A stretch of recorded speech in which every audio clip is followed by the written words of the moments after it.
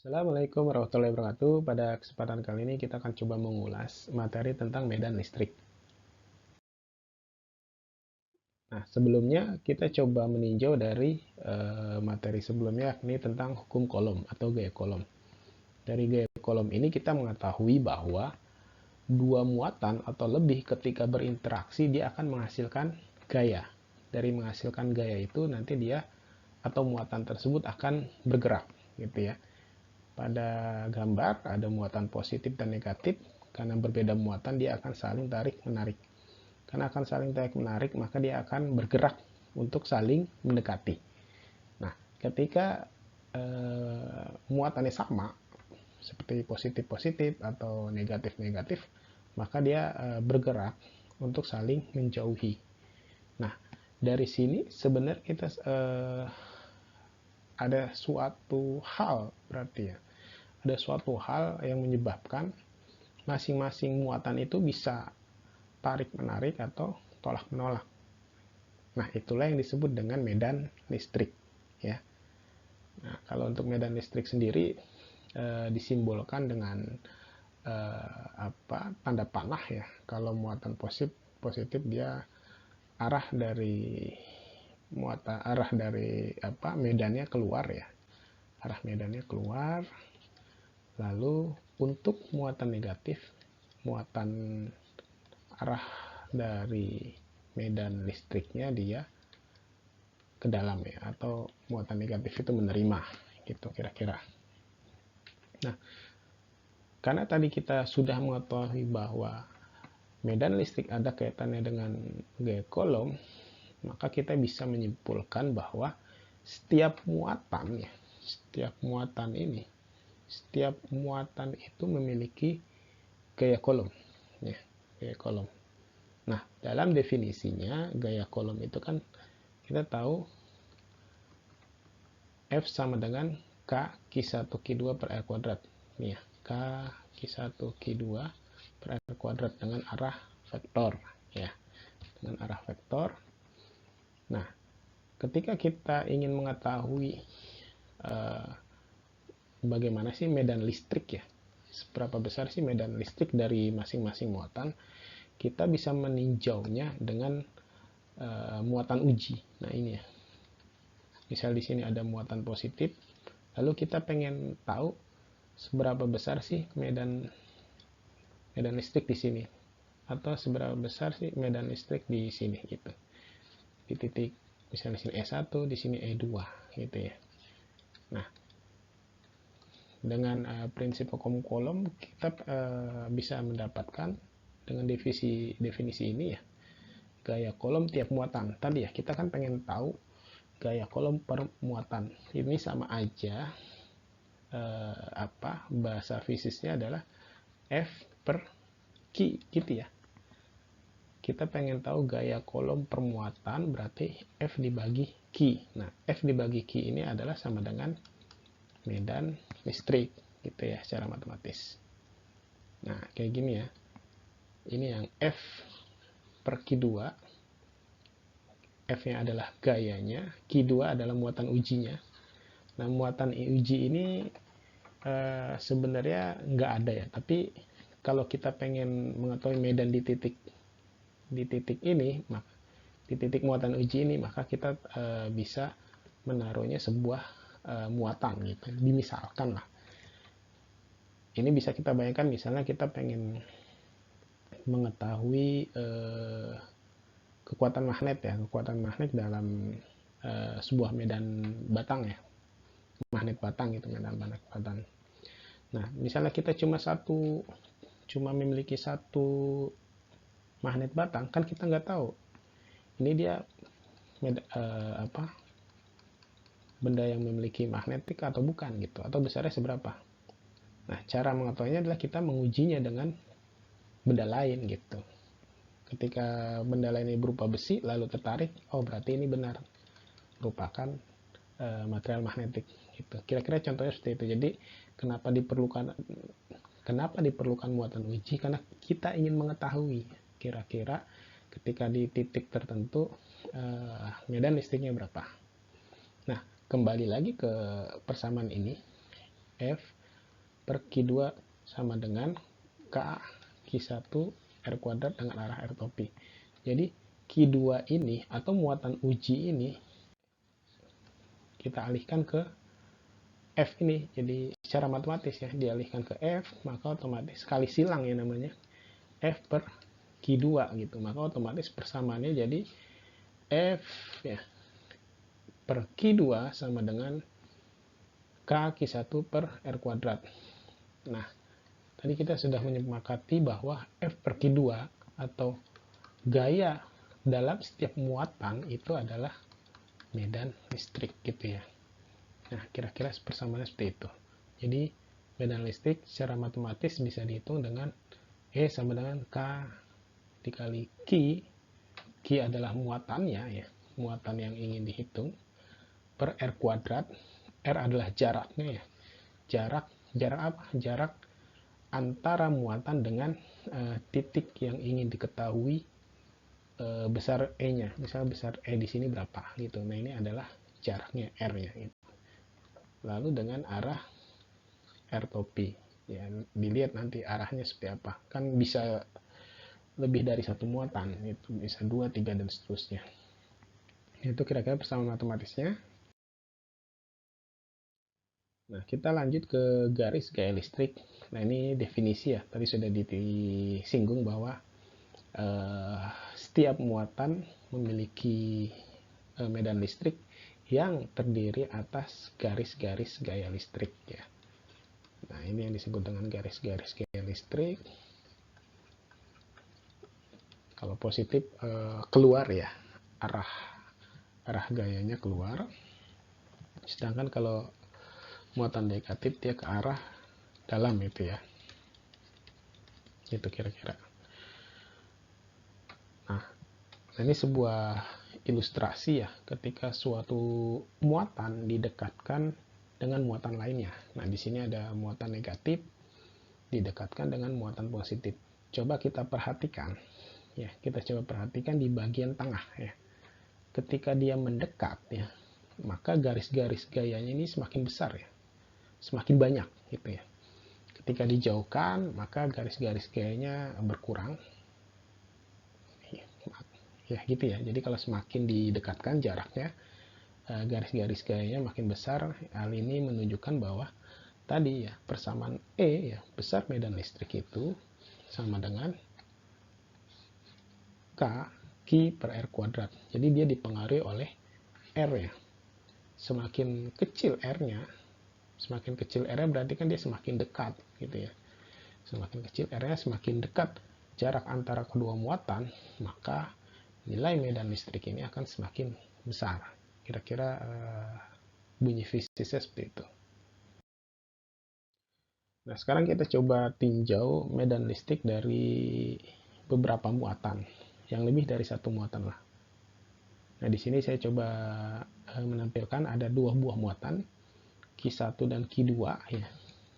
Q1 muatan positif, Q2 muatan negatif.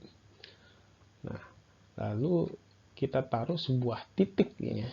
Yang merah ini titik untuk mengetahui seberapa besar medan listrik di titik sini ya, di titik merah ini gitu. Nah, selanjutnya adalah kita coba meletakkan muatan uji ya. Di sini kita coba letakkan muatan uji yang merah ini. Muatan ujinya biasanya positif ya. Di beberapa referensi juga positif. Tapi memang sebenarnya bisa aja negatif gitu ya. Tinggal nanti berpengaruh pada arah pada akhir dari persamaan ya. Akhir dari jawaban sebuah persoalan biasanya. Gitu. Kita ikutin saja muatan ujinya bersifat positif. Nah, Q1 dengan muatan uji berjarak R1, Q2 dengan muatan uji kita sebut dengan R2, lalu jarak antara Q1 dan Q2 adalah sebesar R. Ya, secara matematis ya R besar ini ya sama aja R1 tambah R2 gitu ya.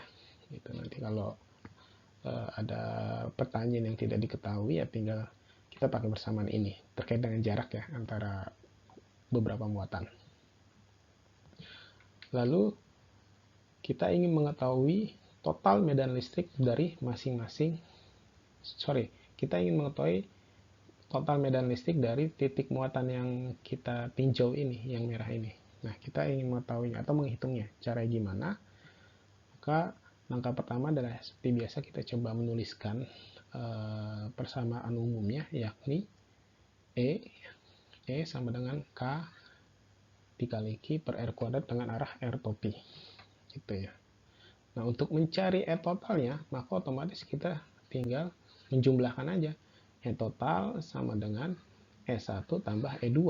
E1 itu yang mana? Berarti E1 itu adalah di sini ya, kira-kira E1. Berarti kan E1 itu adalah muatan Q1 dengan muatan uji itu. Sedangkan E2 adalah muatan 2 dengan muatan uji. Nah, kira-kira seperti itu ya. Nah, selanjutnya nanti jangan lupa ya, karena ini terdiri dari muatan positif, negatif.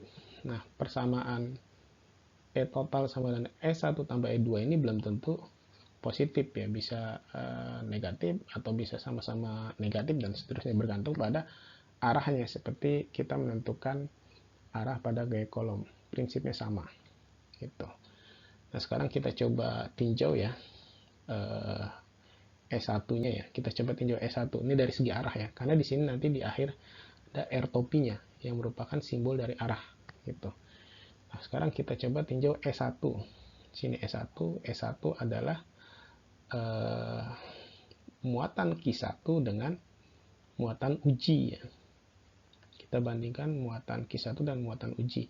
Tadi kita telah menyepakati bahwa muatan ujinya bernilai positif. Nah, dengan prinsip muatan, ketika muatannya sama, dia akan saling tarik-menarik atau tolak-menolak. Muatan sama, berarti tarik-menarik atau tolak-menolak?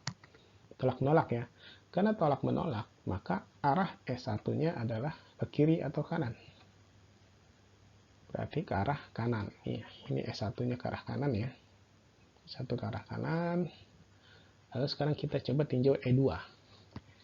E2 itu adalah muatan Q2 berinteraksi dengan muatan uji yang muatan ujinya kita anggap bernilai positif. Nah, kita lihat di sini muatan positif dengan muatan negatif ya. Maka dia akan saling tarik menarik ya. Maka E2-nya ini juga dia akan ke arah kanan ya. Karena sama-sama ke arah kanan, maka boleh hasilnya itu tetap ya. E total sama dengan E1 tambah E2 gitu. Jadi tidak ada nilai negatif. Terkait dengan mana yang arah positif, mana arah negatif, ya nanti ditentukan aja. Kalau saya biasanya kalau kanan itu positif ya. Kalau kiri negatif. Dan jangan bingung juga kalau nanti ada arah atas sama bawah. Ya tetap aja, ditentukan aja. Yang mana yang mau arah positif, mana yang arah negatif. Biasanya yang arah positif ke atas, negatif ke bawah. Gitu. Yang penting konsisten gitu ya. Itu jadi jangan bingung ketika ada arah atas dan bawah gitu. Nah, ini salah satu contoh. Lalu bagaimana kita ketika muatan ujinya ini di sebelah kanan gitu ya. Kita ingin mengetahui medan listrik di sini gitu. Total di sini berapa gitu ya. Kalau tadi kan bisa kita simpulkan ada di tengah-tengah ya, ada di antara muatan positif dan negatif. Lalu kalau misalnya ada di sebelah kanannya gimana? Ada di sebelah kirinya bagaimana? Gitu ya. Prinsipnya sama ya. Prinsipnya sama. Kita coba tulis dulu R2-nya. R2 adalah jarak dari Q2 ke muatan uji. Lalu R1 adalah jarak dari muatan 1 dengan muatan 2 gitu ya. Itu lalu totalnya adalah R ya. Jarak antara Q1 dengan muatan uji adalah R. Ini boleh kita tulis R1 tambah R2 gitu ya. Lalu selanjutnya adalah kita menentukan E totalnya, gaya medan listrik keseluruhan yang dipengaruhi oleh muatan negatif dan muatan positif gitu ya. Nah, sekarang kita coba tinjau medan listrik E2 dulu ya. E2 berarti kan muatan yang ditinjau adalah Q2 ya. Muatan Q2 ditinjau dengan muatan uji. Yang kita simbolkan muatan uji adalah positif. Nah, kita lihat di sini berbeda tanda. Karena berbeda tanda, maka dia akan saling tarik-menarik. Maka muatan uji ini dia akan ke arah kiri ya. Nah, gitu ya. E2 ini dia akan ke arah kiri gitu ya. Lalu sekarang kita tinjau E1. E1 adalah meninjau muatan Q1 ya. Di sini muatan Q1 ditinjau dengan muatan uji ya, yang bernilai positif ya. Gitu. Kita lihat muatan ujinya positif, muatan Q1-nya positif, maka dia akan saling tolak menolak. Maka E1 akan ke arah kiri atau kanan. Kalau dia tolak menolak dengan Q1, dia akan ke arah kanan ya. Akan ke arah kanan seperti ini. Nah, dari sini kita bisa menyimpulkan dengan menggunakan prinsip vektor bahwa ketika antara besar vektor 1 dengan besar vektor yang lain berlawanan dengan catatan dia satu sumbu ya. Satu sumbu atau segaris, ini kan segaris nih. Sumbu X misalnya. Maka E totalnya adalah selisihnya ya. Kalau tadi kita bilang kanannya positif ya, ya berarti E1 dikurang ya, dengan E2 karena kita anggap ke arah kirinya negatif gitu ya. Nah, kira-kira sederhana seperti itu. Lalu kalau ketika nanti di akhir jawabannya adalah misalnya jawabannya adalah negatif ya. Negatif. Jawabannya negatif. Nah, maka kita tinggal tentukan aja berarti arahnya kemana. Kan tadi kita telah sepakat di bawah kalau ke arah kiri negatif ya, arah kanan positif. Kalau hasilnya negatif berarti vektornya dia ke arah kiri gitu aja. Kalau ke arah kanan berarti nilai vektornya adalah positif gitu. Next, sekarang kita coba bahas medan listrik dari banyak muatan. Kita coba dari ada 2 muatan, lalu kita coba hitung kuat medan listrik pada titik tersebut. Nah, ini dicontohkan ada Q1 muatan positif, Q2 muatannya positif, lalu titik merah ini adalah ininya ya, medan listriknya yang ingin kita ketahui. Berapa sih medan listrik di titik merah ini, gitulah sederhananya. Nah, tentu kita perlu harus mengetahui jarak-jaraknya antara Q1 ke muatan uji ini, titik merah. Tentu di sini ada muatan uji yang nilainya positif. Lalu ada jaraknya R1 antara medan listrik dengan Q1. Lalu ada R2 antara medan listrik yang ditinjau dengan Q2 itu. Nah, secara vektor tentu kita akan menentukan arah dari hasil interaksi antara kedua muatan. Kita tahu bahwa muatan uji adalah positif di sini ya. Jadi muatan uji positif, maka antara positif ketemu positif, maka dia akan saling tolak menolak. Maka dia arahnya akan ke kanan atas lah kira-kira gitu. Antara muatan positif Q2 dengan muatan uji, karena dia muatannya sama positif, maka dia akan saling tolak menolak, maka dia akan cenderung kiri atas. Nah, maka dia dapat E1 dan E2.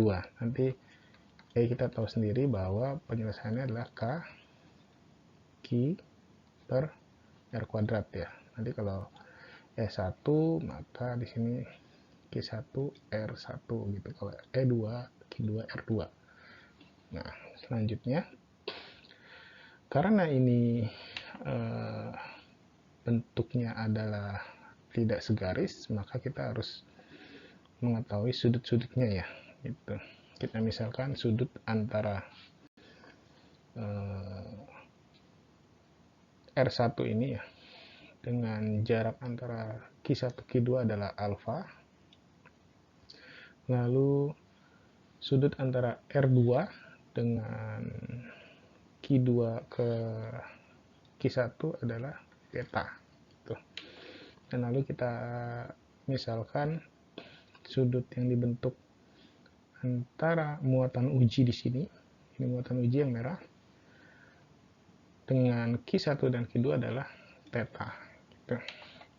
Nah, dari sini dengan metode penentuan sudut, maka kita dapat bahwa di sininya adalah alfa, di sini adalah beta, sama ya. Gitu. Dan kita harus tahu juga bahwa kalau segaris itu ya totalnya adalah 180 ya. Alfa plus beta plus theta berarti 180 gitu. Baik dia garis ataupun segitiga. Ini sama nih. Theta, alfa, beta. Itu segitiga. Kalau alfa, theta, beta di sini adalah segaris. Nah, itu sekedar mengingat saja. Next, nah dengan prinsip pengaturan sudut ya, konsep sudut maksudnya, maka yang sudut theta ini sama di sini, sudut beta di sini, alfa di sini ya. Namanya berlawanan gitu ya. Maka sudutnya sama. Karena ini nanti akan menjadi kunci untuk menentukan proyeksi vektornya. Kita tahu di sini vektor E tadi ke arah kanan atas, terus vektor dari E2 dia kiri atas. Maka untuk penjumlahan E-nya itu tidak sesederhana E1 ditambah E2. Kalau ditambah ini kalau dia segaris, misal di sini E1 terus di sini E2 gitu. Nah, ini boleh langsung seperti ini ya. Atau segini ya, E1 E2. Nah, ini boleh langsung E1 ditambah E2. Tapi karena dia membentuk sudut, maka kita menggunakan prinsip-prinsip vektor. Nah, ini ya tadi sudah saya ulas. Jadi antara E total ini adalah E1 tambah E2 gitu. Nah, selanjutnya karena kita ingin menguraikan vektor antara E1 dan E2, kita coba pindahkan gambar yang di sini ya. Kita pindahkan gambar di sini untuk menguraikan vektornya agar lebih jelas gitu. Nah, kita coba uraikan satu-satu. Tadi yang di sini adalah E1, sedangkan yang kiri atas adalah E2 gitu ya. Nah, sekarang kita coba uraikan. Nah, sekarang diuraikan ke sumbu X ya. Berarti kan di sini ada EX ya kan. Nah, X kita tahu kalau mengapit sudut dia pasti cos ya. Berarti dia adalah E1 cos alfa ini ya. E1 cos alfa. Sini tadi E1, sini E2. Lanjut lalu ke arah sumbu Y. Jadi yang E1 ini diuraikan ke sumbu X gitu ya. Lalu diuraikan ke sumbu Y. Maka di sini E1Y adalah sin ya kan. Karena tidak mengapit sudut dia sin. Nah, sini adalah E1 sin alfa gitu ya. Untuk yang proyeksi dari E1 sudah. Sekarang kita coba proyeksi dari yang E2.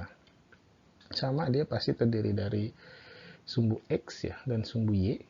Ini sumbu X nya ini pasti E2X. Nah, karena dia mengapit sudut beta, maka dia E2 cos beta gitu ya. Nah, E2 cos beta. Lalu kita coba proyeksi yang sumbu Y di sini nih. Nah, kita proyeksi sumbu Y ini ya. Nah, ini Tadi karena dia tidak mengapit beta, maka dia pasti pakai sin ya. Sekali lagi ini konsep vektor, kalau masih belum paham bisa dilihat kembali materi tentang penguraian atau proyeksi vektor. Nah, langsung dapat E2 sin beta. Gitu ya. Nah, selanjutnya kita tinggal coba menggambar kembali.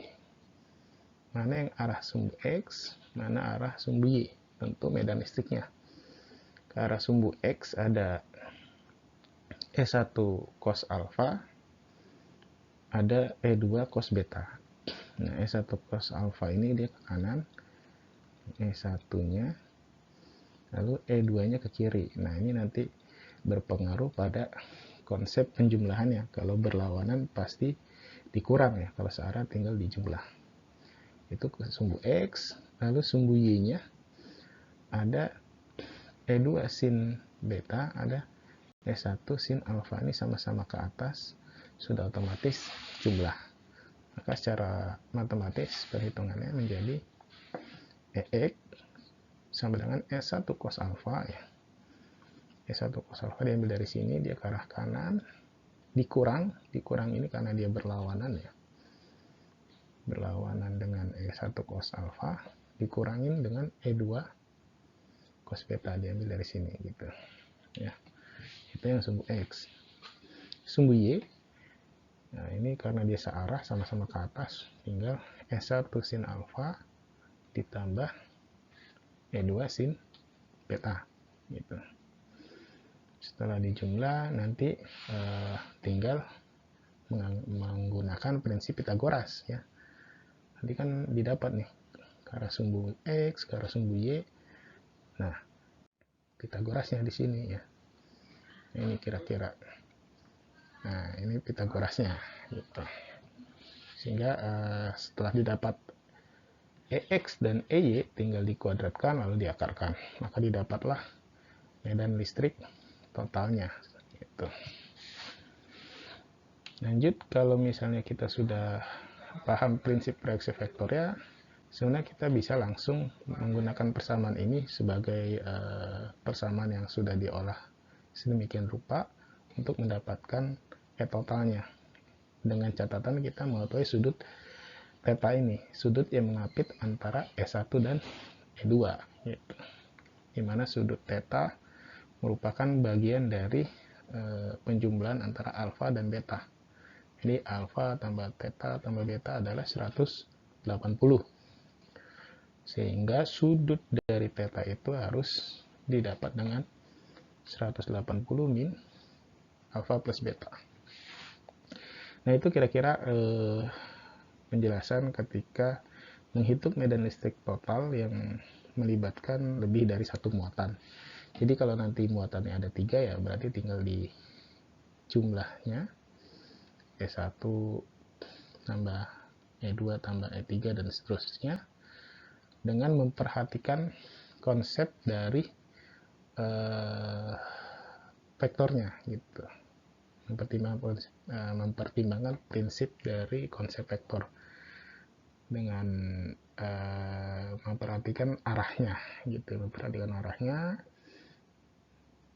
sehingga nanti kita bisa mendapatkan medan listrik total yang diinginkan. Baik, mungkin itu sekian penjelasan dari saya tentang perhitungan atau mengetahui perhitungan dari medan listrik. Semoga bermanfaat. Sekian, assalamualaikum warahmatullahi wabarakatuh.